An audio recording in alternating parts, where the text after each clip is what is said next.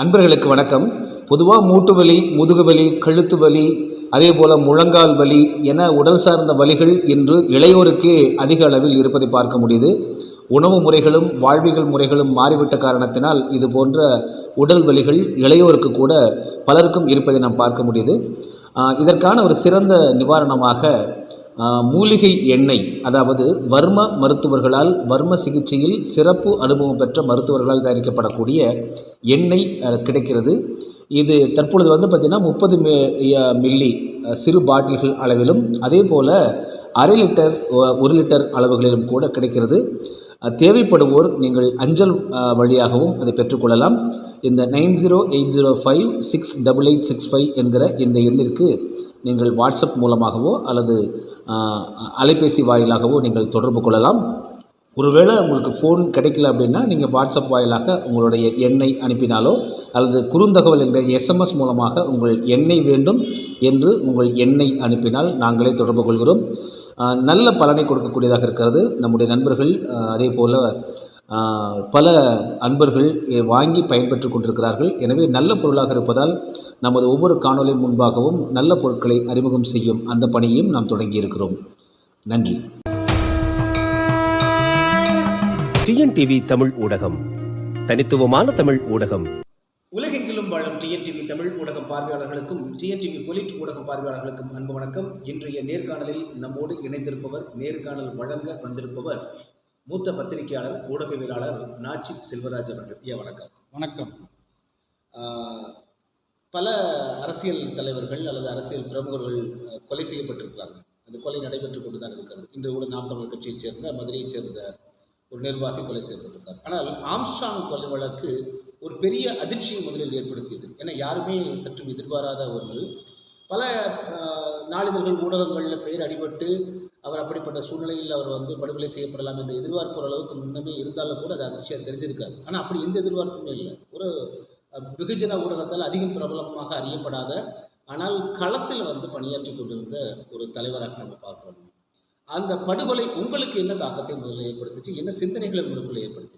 அதை காஞ்சிபுரம், திருவள்ளூர், சென்னை போன்ற மாவட்டங்களில் ஆம்ஸ்ட்ராங்குங்கிற ஒரு ஆளுமையாக தான் இருந்தார் இளைஞர்கள் மத்தியில். குறிப்பாக வக்கீல்கள் அவங்க கிட்டத்தட்ட 1000 பேருக்கு மேலே அவர் படிக்க வச்சுருக்காருங்கிறது நிதர்சனமான உண்மை. அதனுடைய வெளிப்பாடு தான் பார்த்திங்கன்னா தமிழ்நாடு, பாண்டிச்சேரி பார் கவுன்சிலில் தான் நிறுத்தப்பட்ட ஒரு அமல்ராஜ் அப்படிங்கிற ஒருத்தர் ஒரு தலைவராக தேர்ந்தெடுக்கிறதுக்கு காரணமே ஆம்ஸ்ட்ராங் தான் அப்படிங்கிறது யதார்த்தமான உண்மை. கிட்டத்தட்ட 1000 பேருக்கு மேற்பட்டவர்கள் அவர் சொன்ன வாக்களிக்கக்கூடிய வக்கீல்கள் நிறையா இருக்கிறாங்க. ஒன்று. ரெண்டாவது, அவர் சுற்றி இருக்கக்கூடிய பல நல்ல விஷயங்களை அதாவது ஜாதி மதம் எதுவும் பார்க்காம, அதே சமயத்தில் அவர் சார்ந்த சமூகத்துக்கும் நிறையா செஞ்சுட்டு இருந்துக்கிறாரு. நற்பணிகள் எல்லாமே படிக்கிறதுக்கோ இளைஞர்களுக்கெல்லாம் ஊக்குவிச்சிருக்கிறாரு. நிறைய விஷயங்கள் யாருக்குமே கோவப்படக்கூடாது அப்படிங்கிறது இப்போது அவர் இறந்ததுக்கப்புறம் கிட்டத்தட்ட ஒரு வாரத்துக்கு அப்புறம் நிறைய விஷயங்கள் சொல்கிறாங்க. அப்படிங்கிறது அப்போ ஒரு ஆளுமையாக தான் இருந்திருக்காரு அப்படிங்கிறது நம்ம பார்க்கக்கூடிய ஒரு நிதர்சனமான உண்மை. அவருடைய பின்னணிங்க இப்போ அதை தொடர்ந்து ஒரு பெரிய அரசியல் ஒரு பூகம்பம் இங்கே கிளம்பியிருக்கு. என்ன கிளம்பியிருக்குன்னா, ஒன்று பாரதிய ஜனதா கட்சியுடைய தலைவராக இருக்கக்கூடிய அண்ணாமலை தொடரக்கூடியதாக கூறப்படக்கூடிய ஆருத்ரா என்ற அந்த பிரச்சனை. இப்போ நக்கீரன் பிரகாஷ் போன்றவர்களெல்லாம் வெளிப்படையாகவே அந்த பணத்தை பிரித்து கொள்வதில் தான் அடித்தடி ஏற்பட்டதாக ஒரு தகவல் வெளியே சொல்கிறாங்க. இன்னும் பார்த்திங்கன்னா சரணடைந்தவர்களில் வெட்டப்பட்டவராக இருந்தாலும் இதற்கு பின்னணியில் யாரோ தூண்டுதல் இல்லாமல் வெட்ட முடியாது என்கிற பேரும் இருக்குது. இப்போ என்கவுண்டரில் கொலை செய்யப்பட்டிருக்கிறார்கள் என்பது போன்ற பலவிதமான, அது மிகச்சரியாக இதுதான் பிரச்சனை அப்படின்னு இன்னுமே வெளி சொல்ல முடியாமல் காவல்துறை தவிர மீது எல்லாருமே பேசிகிட்டு இருக்காங்க அப்படிங்கிறது தான் இப்போது ஆம்ஸ்ட்ராங்குடைய அந்த படுகொலைக்கு பிறகு நம்ம பார்க்கக்கூடியதாக இருக்கிறது. ஏன்னா காவல்துறை தான் விசாரிக்க முடியும், அவர்கள் தான் உண்மையை வெளியே சொல்ல முடியும், அது நீதிமன்றத்தில் சொல்லி நீதிமன்றத்தில் நிரூபிக்க முடியும். ஆனால் அவர்களை தவிர மீது எல்லாமே உலகத்தில் பேசிகிட்டு இருக்காங்க. அதாவது இதில் ஒரு சில விஷயங்களை ரெண்டு பாயிண்ட் குறிப்பாக பார்க்கணும். பார்த்தீங்கன்னா ஃபஸ்ட்டு ஆரம்பத்தில் ஆருத்ரா கோல்டு அப்படிங்கிறது இதுதான் காவு வாங்குச்சு அப்படின்னு சொல்லிட்டு எல்லாருமே சொல்லிட்டு இருக்கிறாங்க. அது இன்றைக்கி வரைக்கும் அதுதான் போயிட்டுருக்கு. ஆனால் இதில் யார் அப்படிங்கிறது இப்போ அங்கேயா இங்கேயா அப்படிங்கிற மாதிரி கை கட்டுறாங்க. ஒவ்வொருத்தரும் ஒவ்வொரு விதமாக கை கட்டுறாங்க. ஏன்னா 4500 கோடிங்கிறது மிகப்பெரிய ஒரு காசு. அதில் கிட்டத்தட்ட அதனுடைய ராஜசேகரன், இயக்குனர் ராஜசேகரன் ஒருத்தர், ஹரிஷ் ஒருத்தர் இப்போ 2 பேருமே ராஜசேகர் வந்து எங்கே இருக்கிறாருன்னே தெரியாது. இதுன வரைக்கும் யாருக்குமே எதுவுமே தெரிய மாட்டேங்குது. ஆனால் ஹரிஷ் வந்து இவங்க கூட தான் பிஜேபியில் தான் ட்ராவல் பண்ணிக்கிறாரு அப்படிங்கிறது வந்து நம்ம பார்க்குறோம். பிஜேபியில் தான் இருந்துக்கிறாரு அப்படிங்கிறது வந்து தெரியுது. அண்ணாமலை தான் கூட கூட்டு போய் அவருக்கு எனக்கு என்ன ஒரு ஐயம்யா, இதெல்லாம் வந்து பார்த்தீங்கன்னா பங்கு போட்டுக்கிறதுல வந்து ஆம்ஸ்டாங்கை படுகொலை செஞ்சுட்டாங்கன்னா, அப்போ பங்கு போட்டுக்கிட்டாங்க 2க்கு மேற்பட்டவங்க இருக்கணும். ஆமாம். அதில் ஆம்ஸ்டாங்கை மட்டும் கொலை செய்து விட்டால் அவர் மீதமுள்ளவங்களாம் அந்த பணத்தை எடுத்துக் கொள்வாரா, என்ன முழு பணத்தை கேட்டாரா, அது போன்ற கற்பனைகளெல்லாம் நம்ம போக வேண்டியதாக இருக்குது. எனவே இதில் வந்து பார்த்தீங்கன்னா ஆம்ஸ்டாங் முழுமையாக அதை ஆக்கிரமித்துக் கொண்டிருந்தால் மட்டும்தான் அவர் எதிரியாக அதில் கருத வேண்டிய சூழல் வரும்.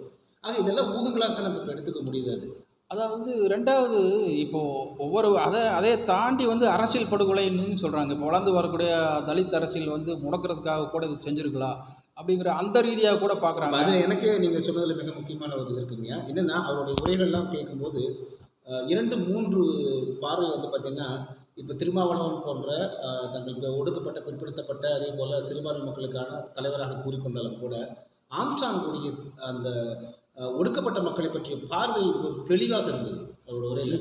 குறிப்பாக என்ன சொல்கிறாருன்னா, பிரிட்டிஷ் ஆட்சி காலத்தில் 12 லட்சம் ஏக்கர் நிலம் பஞ்சமி நிலமாக 4 அப்பொழுது வந்து தமிழ்நாடு, கேரளா, ஆந்திரா இணைந்த சென்னை மாகாணத்துக்கு கொடுக்கப்பட்டது. அப்படி பார்த்தா கூட நமக்கு ஒரு 3 லட்சம் ஏக்கராவது இங்கே இருக்கணும். அது அப்பொழுது பிராமணர்களுக்கும் கொடுத்துருக்காங்க. அந்த நிலம் என்பது வந்து டிப்ரெஸ்டு கிளாஸுக்காக கொடுக்கப்பட்ட ஒரு இடம் அப்படிங்கும்போது அந்த இடங்களெல்லாம் எங்கே போச்சு? இதுவரை யாராவது அதை மீட்பதற்காக இத்தனை ஆண்டு காலம் இங்கே கோலோச்சி திராவிட கட்சிகள் கேட்டிருக்கின்றனவா, அல்லது ஒடுக்கப்பட்ட தலைவர்களாக இருக்கக்கூடிய கேட்டிருக்கிறவர்கள் கேள்வி கேட்கிறார். ஒன்று. 2வது, நாங்கள் ஏன் வந்து ஒடுக்கப்பட்ட மக்கள் வந்து பிறருடைய நாங்கள் முதுகு குடிந்து நிற்கும் போது எங்கள் முதுகில் ஏறி சவாரி செய்யக்கூடியதாக இருக்கணும், நாங்கள் ஆட்சிக்கு வர வேண்டும், இந்த பறையின மக்கள் ஆட்சி பொறுப்புக்கு வர வேண்டும் என்கிறது தொடர்ந்து வலியுறுத்தி நான் பார்க்கிறோம். ஸோ இது எல்லாமே நீங்கள் சொல்வது அரசியல் படுகொலை என்று சொல்வதற்கு மிக பொருந்தி வரக்கூடியதாக இருக்குது அப்படிங்கிறது ஒரு பார்வை இருக்குது. ஸோ அதை பற்றி நம்ம பாருங்கள். இது வந்து புவியியல் ரீதியாக ஒருத்தர் வந்து ஆக்கிரமிப்பு பிறமொழிக்காரர்கள் வந்து தமிழ் அல்லாத பிறமொழி பேசுகிறவர்கள் வந்து தமிழ்நாட்டினுடைய எவ்வளோ ஆதிக்கம் செலுத்திக்கிறாங்க அப்படிங்கிறது வந்து கிட்டத்தட்ட ஒரு ஆர்டிக்கல் படித்தேன் நான். அந்த ஆர்டிக்கல் வந்து கிட்டத்தட்ட உண்மையை ஊடுருவி பார்க்குறவோ அது உண்மையாக தான் தெரியுது. டெல்டா பகுதியில் ஆரம்பித்து கிட்டத்தட்ட தஞ்சாவூரில் ஆரம்பித்து திருச்சியிலேருந்து கரூர் வழியாக அப்படியே உள்ளே வந்தீங்கன்னா அப்படியே பல்லடத்துலேருந்து அப்படியே வந்து கோயம்புத்தூர் அப்படியே வர்றது பார்த்தீங்கன்னா அங்கிருந்து ஆரம்பித்து அப்படியே கிட்ட சேலம் போகிற வரைக்கும் பார்த்தீங்கன்னா இது வந்து கிட்டத்தட்ட ஒரு 7-8 மாவட்டங்கள் வந்து ட்ராவல் ஆகுது. அதில் பார்த்தீங்கன்னா கடற்கரை, அதாவது அன்னைக்கு வந்து திட்டமிட்டு, அதாவது பிறமொழி பேசக்கூடிய அவர்களெல்லாம் வந்து திட்டமிட்டு காவிரிக்கரை ஓரத்தில் தன்னை குடியமைத்து கொண்டு தன்னுடைய நாகரிக பண்பாடு வளர்ச்சியை வளர்க்க வேண்டும் என்பதற்காகவும், அதாவது வர்த்தக ரீதியாக வளர வேண்டும் என்பதற்காகவும் திட்டமிட்டே வளர்த்தி கொண்டார்கள் அப்படிங்கிறது வந்து யதார்த்தமான உண்மை.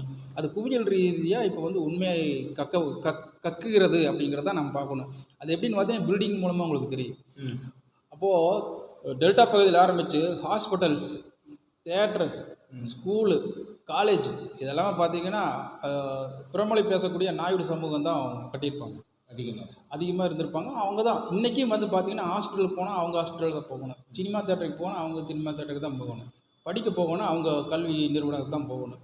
ஸோ வந்து இது வந்து திட்டமிடல் அப்படிங்கிறது வந்து அன்னைக்கு இருந்து இன்றைக்கி இருக்குது. கிட்டத்தட்ட 16ஆம் நூற்றாண்டுலேருந்து அவங்க திட்டமிடல் அப்படிங்கிறது வந்து செல்வ செழிப்போடு இருக்கிறது எப்படி என்ன அப்படிங்கிறது வந்து இன்றைக்கி வரைக்கும் அதுக்கு வந்து திராவிடம் வந்து அவங்களுக்கு ஒரு ஊன்றுகோலாக தான் இருந்துகிட்ருக்காங்க, பக்கவளமாக இருந்துகிட்ருக்காங்க அப்படிங்கிறது யதார்த்தமான உண்மை. இப்போ வந்து உங்களை போன்ற ஒரு தமிழ் தேசியவாதிகளெல்லாம் போராடுறதுக்கு காரணமே அதுதான்.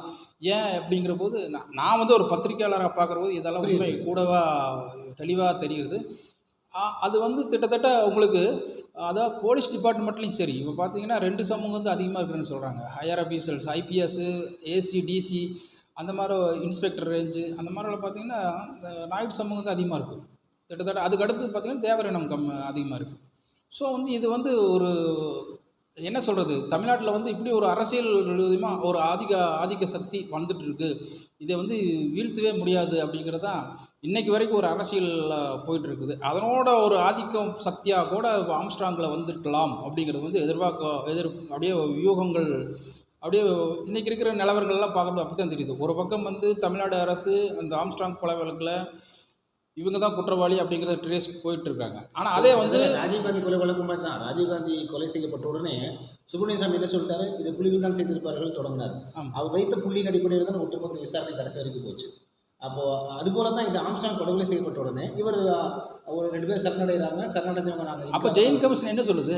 புலிகள் வந்து அங்கே வந்து ஊடுருவி பார்க்குற போது கிட்டத்தட்ட பிரியங்கா காந்தி ஆகட்டும், சோனியா காந்தி ஆகட்டும் அந்த ஜெயின் கமிஷன் முன்னாடி ஆஜராகி பேசிட்டு இருக்கிற போது அவங்க எதிர்பார்த்த விஷயங்களும் வரலையே. எங்கேயும் ட்ராவல யாசர் அரபாபாத் வரைக்கும் எங்கேயோ போயிடுச்சு. அவங்க மேட்ரு எங்கேயோ போயிடுச்சு.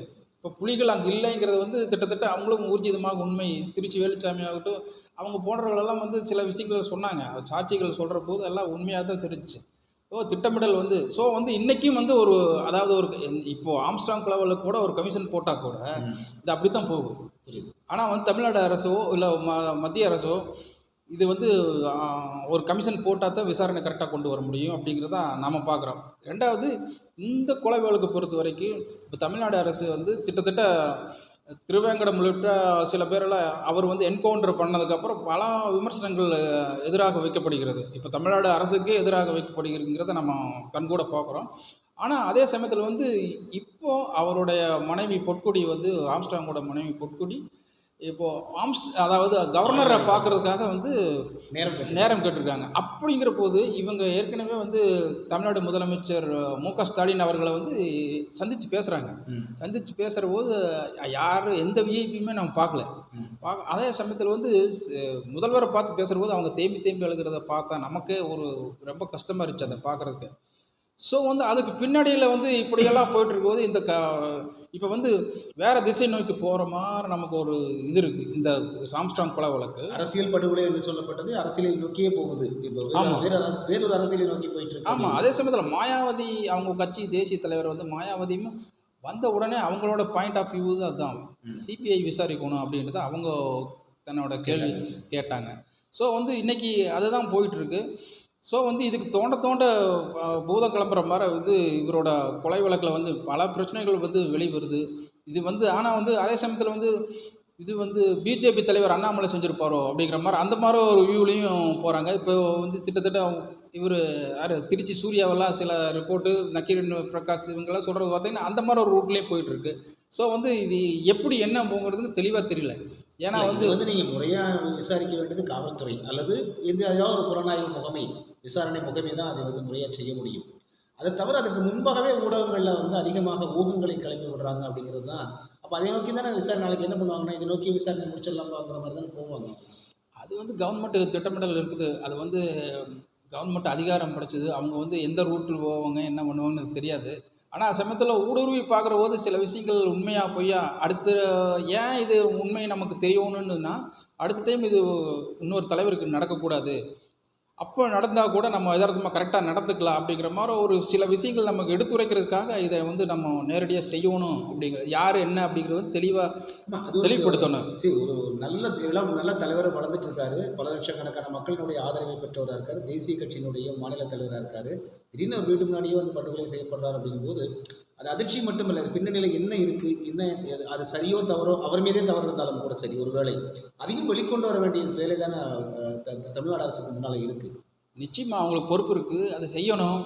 ஆனால் வந்து இதை வந்து சில விஷயங்கள்லாம் வந்து கண்கூட அடுத்தடுத்து நமக்கு நடந்துகிட்டு இருக்குது. இப்போ கூட அது முதல்ல வெட்டின ஒரு திருவேங்கடம் மாதவரம் பக்கத்தில் வந்து ஏரி பகுதியில் அவர் சுட்டுக் கொள்கிறாரு அப்படிங்கிறது வந்து இது வந்து அதே வந்து பல பிரச்சனையை கிளப்புறாங்க. இப்போது அந்த அவரே சுட்டுக் கொள்கிறாரு, அவர் தான் முதல் வெட்டினார் அப்படிங்கிறாரு. அதுக்கு அடுத்தது வந்து உடனே ஊடகத்தில் வந்து அந்த ஃபுட்டேஜ் வெளியிடுறாங்க. அதுக்கு அடுத்தது அப்படி பார்த்தீங்கன்னா உடனே அப்படி திசை இருக்கும், இவன் தான் கூப்பிட்டானா, சரி இவனை போட்டு தள்ளுற தப்பு இல்லை அப்படின்னு சொல்லிட்டு மக்கள் அதை பார்க்குறாங்க. இல்லை என்னென்ன அதில் வந்து முரண்பாடுனாங்க. அவர் சரணடைஞ்சவருக்கு தப்பியோட போகிறாருங்கிற கேள்வி முதல்லே வருது நமக்கு. அடுத்தது வந்து பார்த்திங்கன்னா இவருக்கு சொல்லக்கூடிய இடத்துல வந்து கொலை நடந்த உடனே வந்து சரணடைஞ்சிடலாம். ஆனால் ஆயுதங்களை கொண்டு போய் வேறு கிட்டத்தட்ட பல கிலோமீட்டர் தள்ளி போய் அவன் புதைச்சதாக காமிக்கிறாங்க. அவன் ஆயுதங்களை கொண்டு போய் அங்கே புதைச்சிட்டு வெட்டிட்டு ஆயுதங்களை அங்கெல்லாம் மறைச்சி வச்சுட்டு இங்கே வந்து சரணடைஞ்சான்னா அந்த குறுகிய காலத்துக்குள்ளே அடைஞ்சிருக்க முடியாதுங்கிற கேள்வியும் எழுப்பப்படும். இன்னைக்கு கூட ஒரு வக்கீல் கேட்டிருந்தார் அதை, அதாவது சட்டப்பிரிவு அதில் இருக்குதா என்ன, அந்த செக்ஷன் என்னன்னு காட்டுங்க அப்படின்னு. ஒரு பிடிபட்ட கைதி மறைத்து வைக்கப்பட்ட இடத்துல போய் அது தேடுதல் அப்படி நடத்துகிற போது போலீஸ் கூட போகிறாங்க. அப்போ வந்து அந்த கைதியை வந்து முழுமையாக ஃபுட்டேஜ் எடுத்துகிட்டே இருக்கணும், வீடியோ எடுத்துகிட்டே இருக்கணும் அப்படிங்கிற ஒரு சட்டம் இருக்குது. 1ஆம் தேதியிலேருந்து இருக்குது. ஆமாம், அந்த சட்டத்தை ஏன் பயன்படுத்தலை அப்படின்னு சொல்லிட்டு ஒரு கேள்வி எழுது. அந்த சட்டம் இருக்குதான்ட்டு இன்றைக்கும் கூட இப்போ தான் சில சீனியர் வக்கீல்களுக்கு கூட தெரியல அது. ஆமாம், இல்லை அது 1ஆம் தேதி இருக்குது, 1ஆம் தேதியிலேருந்து வந்துச்சு, அமலுக்கு வந்து இந்த 1ஆம் தேதி வந்துச்சுங்களா? ஆனால் வந்து ஹிந்தி பெயர் வச்சு சட்டங்களை மாற்றினாங்க இல்லைங்களா, அது ஜூலை 1லிருந்து அதான் அதை வந்து அதாவது கைதேர்ந்த வக்கீலுக்கும் கூட அது தெரியல அப்படிங்கிறது வந்து யதார்த்தமாக நான் உண்மையாக இருக்குது. ஸோ வந்து அதை பயன்படுத்திக்கலாமோ அப்படிங்க கூட அது கேட்குறாங்க. ஸோ இது எந்த ரூபத்தை எப்படி போகும்னு சொல்லிட்டு நம்ம போக போக தான் பார்க்கணும். இது வந்து அதே விடை தெரியாத கேள்விகள் நிறையா ஆம்ஸ்ட்ராங் படுகொலைக்கு பின்னாடி இருக்குது. ஆமாம், அதே மாதிரி அந்த விசாரணைகளும் வந்து மக்களுக்கு திருப்தி அளிக்கக்கூடிய அளவில், முழு திருப்தி அளிக்கக்கூடிய அளவில் இல்லை அப்படிங்கிறதையும் நம்ம பார்க்க முடியுது. கண்டிப்பாக. அதுதான் என்னுடைய கருத்து. உங்களுடைய கருத்து எப்படின்னு தெரியல அதில் எனக்கு. இல்லை, அதான் ஒவ்வொரு டைமும் பார்க்குற போது ஒவ்வொரு மாதிரி திசை இருக்கிறாங்க. ஒன்றா வந்து இவங்க அதாவது அரசியல் பின்புலத்தில் இது ஏதோ நடந்திருக்குதுங்க மட்டும் யதார்த்தமாக உண்மை. அது யார் என்ன அப்படிங்கிறது வந்து தெளிவாக தெரியல. ஒரு வேளை இவங்களா இருக்குமோ அவங்களா இருக்குமோன்னு சொல்லிட்டு யூகத்தின் அடிப்படையில் எல்லாமே யோசனை பண்ணிட்டு இருக்காங்க. ஆனால் அதில் போய் சம்மந்தப்பட்ட நபர் இன்னும் கைதொடலை, பேர் வெளிப்படலை அப்படிங்கிறது வந்து இந்த கொலை வழக்கில் பார்க்க முடியுது. நீ போக போக எப்படி போகும்னு தெரியல. இந்த படுகொலைக்கு பின்னாடி இருக்கக்கூடிய அந்த மூளை யார் அப்படிங்கிறது இன்னும் தெரியல. அதாவது இதில் லாபம் அடைந்தவர் யார், அம்புகள் மட்டுமே பிடிபட்டாங்களா, எய்தவர் யார் அப்படிங்கிறது கண்டுபிடிக்கப்படணும். ஆமாம், ஏன்னா வந்து ஆரம்பத்தில் 8 பேர் இருந்தாங்க, அப்புறமா 10 பேர் இருக்கிறானுங்க. அப்புறம் பின்னாடி அந்த ஃபுட்டேஜ் எல்லாம் முன்னாடி பார்த்தா 15 பேர் 20 பேர் இருக்கிறாங்க. மிகப்பெரிய ஒரு படையே வந்திருக்கும் போல் இருக்குது அப்படிங்கிறத. அதனால் அப்படியெல்லாம் பார்க்குற போது மிகப்பெரிய ஒரு சதி திட்டங்கள் தீட்டப்பட்டிருக்குது ஏற்கனவே அப்படிங்கிறது.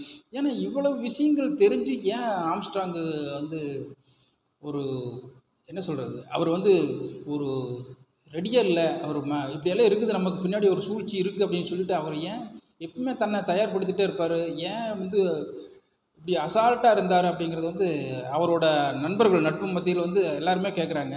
அது வந்து நமக்கும் அது புரியுது.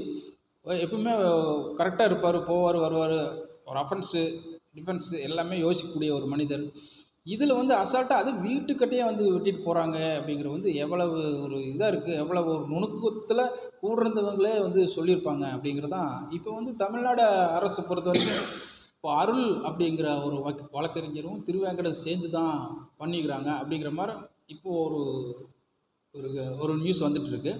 அதே சமயத்தில் 2 திருவேங்கடத்துக்கும் அருளுக்கும் வந்து சமீப காலமாக டிரான்சாக்ஷன் எல்லாம் நிறையா நடந்திருக்குது, வங்கி மூலமாகவே நிறைய நடந்திருக்கு அப்படின்னு சொல்லிட்டு அதெல்லாம் ப்ரூவ் பண்ணிட்டுருக்காங்க. ஸோ எதை நோக்கி போகுது அப்படின்னு பார்ப்போம்.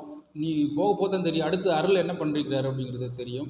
இந்த வழக்கில் வந்து அதெல்லாம் நீ போக போதான் என்னென்னு உண்மை நிலவரங்கள் என்னென்னு தெரிய வரும், பார்ப்போம். சரி, உண்மை வெளிவரட்டும் என்கிற அந்த நம்பிக்கையோடு தங்களுடைய இந்த அனுபவம் வாய்ந்த கருத்துக்களை பகிர்ந்து கொண்டதற்கு நன்றி. மீண்டும் நன்றி, வணக்கம். மீண்டும் மற்றொரு காணொலியில் உங்களை சந்திக்கிறோம். அதுவரை நன்றி, அன்பு, வணக்கம்.